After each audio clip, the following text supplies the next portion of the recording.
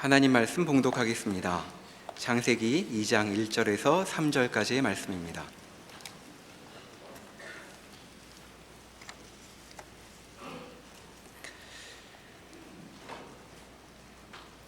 천지와 만물이 다 이루어지니라.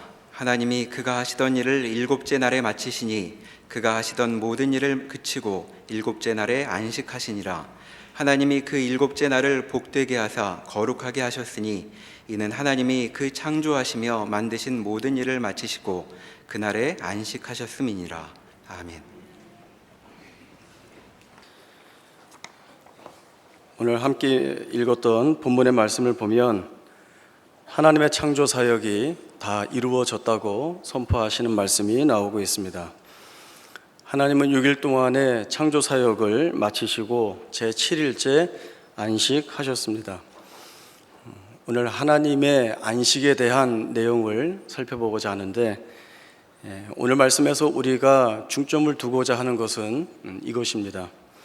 피조물이 스스로 안식을 취한 것이 아니라 하나님께서 안식하셨고, 하나님이 안식하셨다라고 하는 것은 매우 중요한 의미가 이 안에 담겨져 있는데, 그것이 무엇인가 하면 하나님의 안식이 우리에게 주는 약속이 있다라고 하는 것입니다.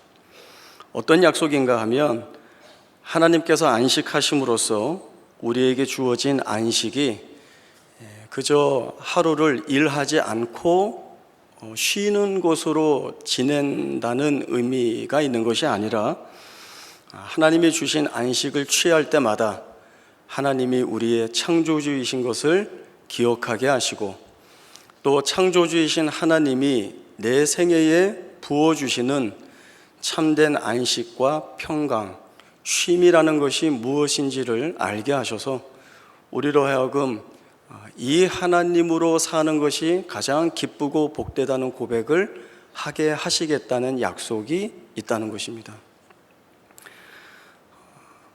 세상은 우리에게 여러 가지 모양의 안식을 줄 수 있다고 이야기를 합니다. 세상에 있는 많은 것들이 우리에게 참된 평강을 제공할 수 있다고 자랑합니다. 그러나 말씀은 우리에게 무엇을 말씀해 주시는가 하면, 하나님에게서 주어지는 안식이 아니고서는 그 어떤 것으로도 참된 안식, 참된 평강, 참된 쉼이 있을 수 없다라고 하는 것입니다. 오로지 하나님에게서 흘러나오는 것이어야 결국 우리에게 참된 안식과 평강이 주어진다라고 하는 사실이 중요한 내용으로 우리에게 주어집니다. 그래서 우리는 창조주 하나님의 택함을 받고 부름받은 자로 산다는 것이 얼마나 복된지를 우리가 늘 우리의 삶 가운데에서 깨닫고 고백하는 내용이 되어야 합니다. 우리가 겪게 되는 수많은 상황들, 또 우리가 처해 있는 각각의 형편에서 하나님으로 인하여 누리는 참된 안식이 무엇인지, 또 하나님이 주시는 평강과 평안이 우리의 삶을 어떻게 바꾸어 낼 수 있는지, 그리고 우리를 넉넉하고 부유하게 하시겠다는 하나님의 약속은 우리의 생애 속에서 어떻게 이루어지는지, 이러한 사실들을 우리가 확인하고 확인한 내용을 우리의 삶 가운데에서 경험하게 되면 과연 하나님이 우리의 참된 안식의 주이시며 창조주 하나님이시다라고 하는 고백을 분명하게 낼 수 있을 것입니다. 구약 성경 레위기 19장에 있는 말씀을 저희가 한번 보겠습니다. 레위기 19장 9절에서 18절까지의 말씀을 보겠습니다. 구약 성경 175쪽 레위기 19장 9절에서 18절까지의 말씀 제가 읽겠습니다. 너희가 너희의 땅에서 곡식을 거둘 때에 너는 밭 모퉁이까지 다 거두지 말고 내 떨어진 이삭도 줍지 말며 내 포도원의 열매를 다 따지 말며 내 포도원에 떨어진 열매도 줍지 말고 가난한 사람과 거류민을 위하여 버려두라. 나는 너희의 하나님 여호와이니라. 너희는 도둑질하지 말며 속이지 말며 서로 거짓말하지 말며 너희는 내 이름으로 거짓 맹세함으로 내 하나님의 이름을 욕되게 하지 말라. 나는 여호와이니라. 너는 내 이웃을 억압하지 말며 착취하지 말며 품꾼의 삭슬 아침까지 밤새도록 내게 두지 말며 너는 귀먹은 자를 저주하지 말며 맹인 앞에 장애물을 놓지 말고 내 하나님을 경외하라. 나는 여호와이니라. 너희는 재판할 때에 불의를 행하지 말며 가난한 자의 편을 들지 말며 세력 있는 자라고 두둔하지 말고 공의로 사람을 재판할지며 너는 내 백성 중에 돌아다니며 사람을 비방하지 말며 내 이웃의 피를 흘려 이익을 도모하지 말라. 나는 여호와이니라. 너는 내 형제를 마음으로 미워하지 말며 내 이웃을 반드시 견책하라. 그러면 내가 그에 대하여 죄를 담당하지 아니하리라. 원수를 갚지 말며 동포를 원망하지 말며 내 이웃 사랑하기를 내 자신과 같이 사랑하라. 나는 여호와이니라. 레위기 19장에서 하나님은 하나님이 거룩하니 그의 백성된 이스라엘도 거룩해야 한다라고 하는 명령을 주시고 있습니다. 레위기 19장 저희가 함께 읽었던 이 본문의 내용은 하나님의 백성이 행해야 할 하나님의 거룩하심에 대한 열망, 즉 내가 믿고 바라보고 있는 하나님이 사랑을 베풀어 주시니 그 하나님을 쫓아 이웃을 사랑하겠다라고 하는 다짐들이 그 백성의 심중에서 드러나야 된다를 말씀해 주고 계시는 것입니다.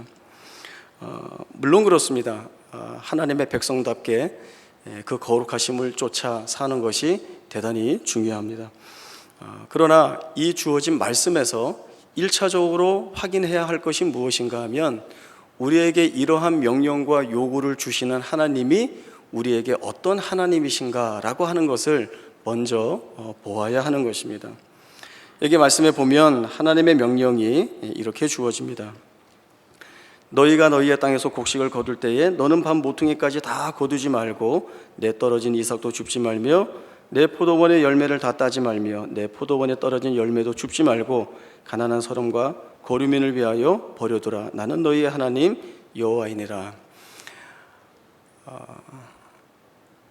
1년 내내 열심으로 농사하여서 그 결실을 수확하는 것은 농부의 큰 기쁨입니다.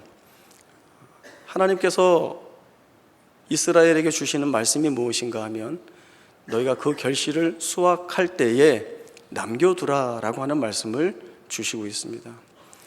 또 거두다가 땅에 떨어지는 것들이 있는데 악착같이 그것을 주워서 내 소유물로 삼지 말라고 말씀을 주고 있습니다. 그리고 뒤에 덧붙여지는 말씀이 나는 너희의 하나님 여호와다라고 하는 말씀을 주고 있습니다. 이 말씀이 무엇을 의미하는가 하면 보통 사람들이 자기를 위하여 살고자 하고 자기의 소유를 늘리고자 하면 악착스러울 수밖에 없습니다. 억척을 부릴 수밖에 없습니다. 남겨두지 아니하고 다 수확을 해야 하고 거두다가 실수로 땅에 떨어졌으면 그것까지 싹싹 끌어모아서 내 소유물로 삼아야 그것이 내 이익이 되고 내 재산이 되고 내 재물이 되는 것입니다. 그렇게 하는 이유는 이것이 나를 지킬 수 있다. 이것이 나를 넉넉하게 한다. 이것이 내게 참 평안을 줄 수 있다라고 하는 생각에서 시작되는 행동입니다. 그러나 하나님 그렇게 하지 말라는 것이죠. 가난한 사람과 거류민을 위해서 떨어진 것을 줍지 않는 것에서만이 아니라 오히려 다 거두지 말고 너의 수확물을 그들을 위하여 남겨두라는 것이죠. 하나님 그러면 제가 손해를 보는데요. 그러면 제 소유물이 줄어드는데요. 저보고 불이익을 받으라는 것입니까? 나는 여호와이니라 라고 하는 말씀이 그 질문에 대한 답을 주시는 것이죠. 너희가 나를 하나님으로 믿고 따라오고 있고 내 백성이라고 하는 내 자녀라고 하는 지위와 정체성을 가지고 내 말에 순종한다고 한다면 너희가 불이익이라고 여기고 너희가 손해라고 여기고 너희가 빼앗기는 것이라고 여기는 그 모든 것들을 내가 책임지겠다. 내가 메꿔주겠다. 내가 부족하지 않게 하겠다. 모자라지 않게 하겠다. 내가 누구냐? 나는 너희의 하나님 여호와니라. 이 말씀입니다. 그 뒤에 보면 너희는 도둑질하지 말며 속이지 말며 서로 거짓말하지 말며 너희는 내 이름으로 거짓 맹세함으로 내 하나님의 이름을 욕되게 하지 말라. 나는 여호와이니라. 이게 도덕윤리적으로 도둑질하지 마, 남고 속이지 마, 빼앗지 마, 이런 차원에서의 요구가 아닙니다. 도둑질을 왜 합니까? 남을 왜 속입니까? 도둑질하고 남을 속이고 거짓말해서 그것으로 유익을 보겠다는 거죠. 그것으로 내 이익을 삼겠다는 것이죠.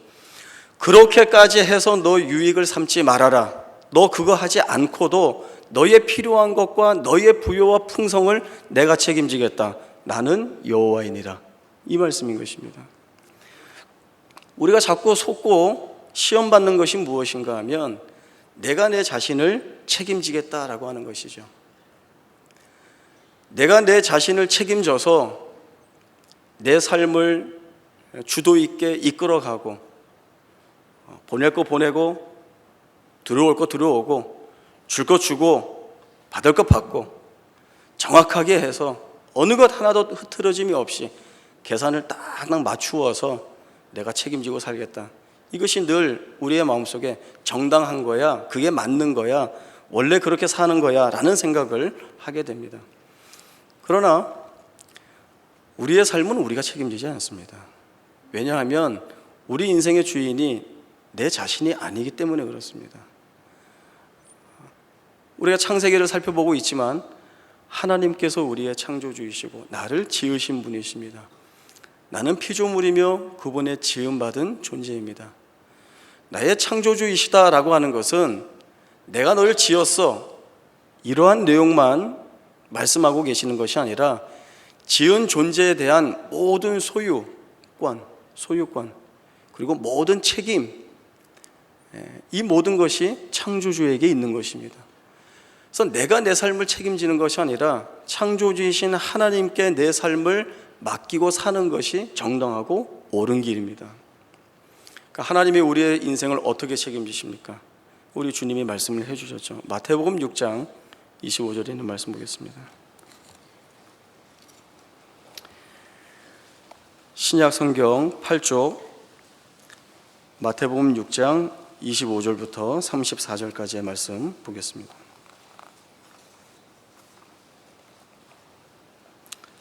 마태복음 6장 25절입니다. 그러므로 내가 너희에게 이르노니 목숨을 위하여 무엇을 먹을까 무엇을 마실까 몸을 위하여 무엇을 입을까 염려하지 말라. 목숨이 음식보다 중하지 아니하며 몸이 의복보다 중하지 아니하냐. 공중의 새를 보라. 심지도 않고 거두지도 않고 창고에 모아들이지도 아니하되 너희 하늘 아버지께서 기르시나니 너희는 이것들보다 귀하지 아니하냐. 너희 중에 누가 염려함으로 그 키를 한 자라도 더할 수 있겠느냐. 또 너희가 어찌 의복을 위하여 염려하느냐. 들의 백합화가 어떻게 자라는가 생각하여 보라. 수고도 아니하고 길쌈도 아니하느니라. 그러나 내가 너희에게 말하노니 솔로몬의 모든 영광으로도 입은 것이 이 꽃 하나만 같이 못하였느니라. 오늘 있다가 내일 아궁이에 던져지는 들풀도 하나님이 이렇게 입히시거든 하물며 너희일까 보냐. 믿음이 작은 자들아. 그러므로 염려하여 이르기를 무엇을 먹을까 무엇을 마실까 무엇을 입을까 하지 말라. 이는 다 이방인들이 구하는 것이라. 너희 하늘 아버지께서 이 모든 것이 너희에게 있어야 할 줄을 아시느니라. 그런즉 너희는 먼저 그의 나라와 그의 의를 구하라. 그리하면 이 모든 것을 너희에게 더하시리라. 그러므로 내일 일을 위하여 염려하지 말라. 내일 일은 내일이 염려할 것이요 한날의 괴로움은 그날로 족하니라. 우리 주님께서는 우리에게 무엇을 먹을까 무엇을 마실까 무엇을 입을까 염려하지 말라고 말씀을 하십니다. 염려하며 구하는 것은 이방인들이 하는 것이다 라고 말씀합니다. 여기서 이방인들이라고 하는 것은 하나님으로부터 은혜를 제공받지 못하는 자들이죠. 이들이야말로 자기의 필요를 자기가 책임지고 살아야 되기 때문에 늘 있어야 할 것과 필요한 것과 구해야 하는 것에 급급하고 조급해할 수 없습니다. 조급해할 수밖에 없습니다. 그리고 그 조급함은 불안하고 두려운 것으로 이어질 수밖에 없는 것입니다. 너희는 구하지 마라. 너희는 구하지 마라. 너희가 먹어야 될 것, 마실 것, 입어야 될 것 구하지 마라. 구하는 것이 오히려 불신앙이다. 왜냐하면 하늘 아버지인 내가 너희에게 있어야 할 것, 너희가 필요로 하는 것, 너희가 지금 구하려고 하는 것이 무엇인지 알아. 내가 다 채워준다라고 하는 거예요. 내가 다 책임을 진다라고 하는 거예요. 그리고 그 증거로 무엇을 말씀하시는가 하면 공중의 새를 봐라. 모아들이지도 않고 창고에 쌓지도 않지만 내가 기른다. 들의 백합화를 보라. 내가 자라게 한다. 오늘 피었다가 내일 아궁이에 던져지는 들풀을 보라. 내가 키운다. 이것들보다 너희가 귀하지 아니하느냐. 그래서 무엇을 먹을까, 무엇을 마실까, 무엇을 입을까를 구하는 하나님의 자녀된 자들에게 우리 주님이 하시는 말씀이 무엇인가 하면 믿음이 작다라고 얘기하시는 것이죠. 너에게 필요한 것, 있어야 할 것, 하늘 아버지가 말하지 않아도 채워줄 것인데 너희가 어떻게 거기에 급급해하고 매여서 오히려 하나님이 말씀하시고 하나님이 뜻하시는 길을 우리의 우선순위에서 제쳐놓고 다른 것에 매여있냐. 너희가 매일 것은 세상이 아니다. 하나님이다. 그의 나라와 그의 의를 구하는 것이다. 이 말씀을 우리에게 주심으로 인하여서 우리의 생애를 책임지시는 하나님의 일하심, 하나님의 뜻하심이 우리의 생애에 있다라고 하는 것들을 우리가 분명히 보게 됩니다. 가끔 아이들이 기특한 소리를 하죠. 아빠, 제가 커서 효도할게요. 이런 소리를 합니다. 말은 고맙죠. 근데 그 말을 한다고 해서 부모가 너 분명히 약속했어. 여보, 녹음기 꺼내와. 녹음을 하고 각서를 쓰듯이 글을 써서 너 지장 찍어 해서 지장을 찍고 너 효도한다고 했으니까 꼭 해야 된다. 이렇게 하는 부모는 없습니다. 효도할게요 그러면 그 말이 고맙고, 그리고 자녀한테 하는 말이 무엇인가 하면 말이라도 고맙다. 그런데 너가 잘 살면 우리는 그걸로 돼. 너만 잘 살면 돼. 이것이 부모의 마음이고 아비의 마음인 것이죠. 하나님의 마음이, 하나님이 우리의 모든 것들을 다 책임지시겠다라고 하는 이 말씀이 우리가 하나님께 무엇을 해드리고 하나님의 마음을 감동하게 하고 또 하나님이 받으실 것을 우리가 반드시 올려드려야 하나님이 우리의 생애를 책임지시는 것이 아니라 그것과는 상관없이 단 하나의 이유, 우리가 하나님으로부터 지음받은 자라고 하는 이 이유 하나만으로 하나님은 무한하신 사랑과 긍휼과 자비를 우리의 생애에 부어주시고, 그리고 너희의 생애를 내가 책임지겠다는 말씀으로 우리에게 약속해 주고 계신 것을 우리가 볼 수 있습니다. 하나님은 이 세상에서 멀리 떨어지셔서 관망하시는 분이 아니십니다. 하나님이 우리의 생애와 동떨어진 자리에서 관조하시는 하나님이 아니십니다. 하나님은 우리의 생애에 대해서 무관심해 하시지도 않습니다. 하나님은 우리를 기쁨과 즐거움으로 창조하셨고, 그리고 우리가 사는 이 세상에 복을 주시고 우리의 생애를 복되게 하시고, 그리고 안식을 취하신 하나님이 그 취하신 안식을 우리에게 주심으로 인하여서 지금 너희 각자가 너희의 생애에서 만나고 있는 모든 일들이 그 일의 모양으로서만 끝나는 것이 아니라 그것을 내가 바꾸어내든지 그것을 내가 사용하든지 그것을 내가 무엇을 하든지 간에 참된 안식과 평강과 쉼이라고 하는 것으로 귀결될 수 있도록 하나님이 우리의 생애 가운데에서 역사하신다는 약속을 주고 계시는 것입니다. 하나님의 마음이 바로 그것입니다. 하나님의 마음이 우리를 향하여 가지고 계시는 온전하신 뜻이 이것 외에는 없는 것입니다. 하나님이 왜 이런 마음을 우리에게 가지고 계실까요? 이 하나님이 신실하셔서 그렇습니다. 우리의 생애가 언제부터 하나님 앞에 있었는가 하면 태어나서부터가 아니라 하나님이 이 피조 세계를 창조하시는 그 창조 때부터 하나님은 우리의 생애를 그렇게 이끌어 가실 것이라고 작정해 두셨습니다. 그리고 그 작정하신 뜻에 따라 오늘 우리의 삶 가운데에서 찾아오셔서 우리와 함께 하시면서 그분의 선하신 지혜와 영원하신 능력으로 우리 안에서 섭리하고 일하고 계시는 것이죠. 그런 면에서 볼 때 우리에게 어디에 참된 평안이 있는가? 내가 만족해 할 만한 쉼이 어디에 있는가? 매일 하루하루의 살기에 급급하고 내가 풀 수 없는 문제와 고난의 문제로 인하여서 어려움을 겪고 있는데 참된 안식이 어디에 있는가? 하나님이 우리에 대하여서 그런 마음을 가지고 계시다는 것이 정말 진실입니까? 맞는 것입니까? 이러한 하소연들이 우리에게 있을 수 있습니다. 구약성경 스바냐 3장 말씀 보겠습니다.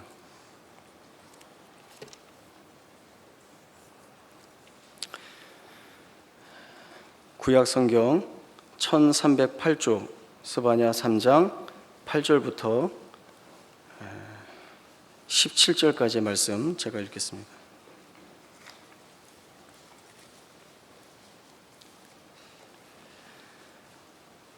구약성경 1308쪽 스바냐 3장 8절입니다. 나 여호와가 말하노라. 그러므로 내가 일어나 벌할 날까지 너희는 나를 기다리라. 내가 뜻을 정하고 나의 분노와 모든 진노를 쏘르려고 여러 나라를 소집하여 왕국들을 모으리라. 온 땅이 나의 질투의 불에 소멸되리라. 그때에 내가 여러 백성의 입술을 깨끗하게 하여 그들이 다 여호와의 이름을 부르며 한 가지로 나를 섬기게 하리니 내게 구하는 백성들 곧 내가 흩은 자의 딸이 구스 땅 건너편에서부터 예물을 가지고 와서 내게 바칠지라. 그날에 내가 내게 범죄한 모든 행위로 말미암아 수치를 당하지 아니할 것은 그때에 내가 내 가운데서 교만하여 자랑하는 자들을 제거하여 내가 나의 성산에서 다시는 교만하지 않게 할 것임이라. 내가 곤고하고 가난한 백성을 내 가운데에 남겨두리니 그들이 여호와의 이름을 의탁하여 보호를 받을지라. 이스라엘의 남은 자는 악을 행하지 아니하며 거짓을 말하지 아니하며 입에 거짓된 혀가 없으며 먹고 누울지라도 그들을 두렵게 할 자가 없으리라. 시온에 따라 노래할지어다. 이스라엘아 기쁘게 부를지어다. 예루살렘 따라 전심으로 기뻐하며 즐거워할지어다. 여호와가 내 형벌을 제거하였고 내 원수를 쫓아냈으며 이스라엘 왕 여호와가 내 가운데 계시니 내가 다시는 화를 당할까 두려워하지 아니할 것이라.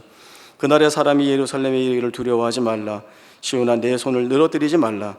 너희의 하나님 여호와가 너희 가운데에 계시니 그는 구원을 베푸실 전능자이시라. 그가 너로 말미암아 기쁨을 이기지 못하시며 너를 잠잠히 사랑하시며 너로 말미암아 즐거이 부르며 기뻐하시리라 하리라. 스바냐서는 그 세 장으로 기록된 짧은 서신서이지만 모든 구약의 예언서가 가지고 있는 가장 핵심되는 중요한 주제 하나를 언급하고 있습니다. 그것이 무엇인가 하면 여호와의 날이라고 하는 것입니다. 여호와의 날이라고 하는 것은 이 세상의 주인이신 하나님께서 이 땅의 역사에 적극적으로 개입하셔서 인간의 죄에 대하여 심판을 행하시고 하나님께 속해 있었던 자들에게는 마침내 구원을 베풀어 주시는 날, 이것이 바로 여호와의 날입니다. 하나님께서는 분명하게 심판을 선언하고 계십니다. 언급하고 계십니다. 죄악 가운데 있는 자들, 교만한 자들을 벌하고 심판하겠다. 그 날이 정해졌음을 선포하고 계십니다. 그러나 12절에 오면 곤고하고 가난한 백성들이라고 나오고 있는데 이것은 경제적으로 어려움에 처한 자들을 의미하는 것이 아니라 오직 여호와만을 의지하여서 이 하나님으로만 구원을 얻을 수 있다라고 하는 겸비한 자들, 겸손한 자들, 하나님께서 이스라엘의 구원을 위하여 남겨두신 남은 자들을 뜻합니다.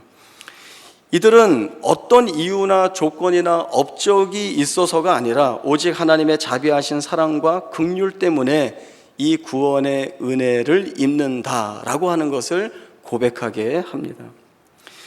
이런 구원의 은혜가 있게 되는 전적인 이유는 하나님이 가지고 계시는 마음 때문입니다. 지금 방금 말씀드렸듯이 우리에게 어떤 조건이나 이유나 우리가 세운 공로나 업적이 있어서가 아니라 오로지 하나님이 우리에 대하여 가지고 계시는 그 마음 때문에 우리가 겸비한 자가 되고 겸손한 자가 되고 하나님을 의지하는 자가 되는 것입니다. 하나님이 만들어 놓으시고는 그 만드신 우리를 구원하시면서 찬송을 받으시는 것이죠. 하나님의 우리를 향한 마음이 17절에 대표적으로 드러나고 있습니다. 같이 한번 읽겠습니다. 17절 말씀 시작. 너의 하나님 여호와가 너의 가운데에 계시니 그는 구원을 베푸실 전능자이시라. 그가 너로 말미암아 기쁨을 이기지 못하시며 너를 잠잠히 사랑하시며 너로 말미암아 즐거이 부르며 기뻐하시리라 하리라. 하나님이 어떤 마음을 가지고 계시는가 보시기 바랍니다. 하나님이 우리에게 어떤 하나님이신지를 분명하게 보시기 바랍니다. 사실 우리는 우리가 하나님을 기쁘게 해드려야 하고 우리가 하나님의 마음을 감동케 해야 하고 하나님이 즐거워하실 만한 것들을 우리가 올려드려야 한다는 강박관념이 우리에게 있습니다. 그것은 하나님이 원래부터 우리에게 구하시는 것이 아닙니다. 하나님이 우리에 대하여 가지고 계시는 마음, 우리를 사랑하고 우리로 인하여서 즐거워하며 기뻐하시는 것을 하나님이 그 마음에 담아두지 못하실 정도로 풍성하고 충만하게 넘쳐남으로 인하여서 하나님이 기뻐하신다는 고백을 우리에게 주시고 있습니다. 제가 오늘 말씀 처음에 드린 말씀이 있죠. 안식이라고 하는 것은 우리 스스로 취한 것이 아니라 하나님이 안식하셨다라고 하는 이 사실이 대단히 우리에게 기쁘고 즐거운 일입니다. 하나님이 우리에게 드러내 보여주신 풍성한 약속이십니다. 왜냐하면 우리를 만족해 할 만한 것이 없습니다. 세상에 우리의 생애를 책임질 수 있는 그 어떤 것도 없습니다. 하나님만에게서만 나오는 것입니다. 하나님에게서만 드러나는 것이 우리의 생애를 복되게 하고 우리의 생애를 책임지게 하고 우리의 생애를 바꾸실 증거들입니다. 우리가 말할 수 없는 탄식의 자리에 있더라도 우리가 헤어나올 수 없는 것 같은 처지에 있더라도 우리가 풀어낼 수 없는 위급한 자리에 있더라도 거기에 무엇이 따라와서 붙는지 보시기 바랍니다. 하나님의 안식입니다. 탄식 속에 안식이 있을 수 있습니까? 고난과 고통 가운데 안식이 있을 수 있습니까? 내가 풀 수 없어서 마음 아파하는 위급함 속에 안식이 있을 수 있습니까? 하나님은 있을 수 있다라고 말씀을 주시고 있습니다. 그것이 우리에게 주시는 소망의 말씀입니다.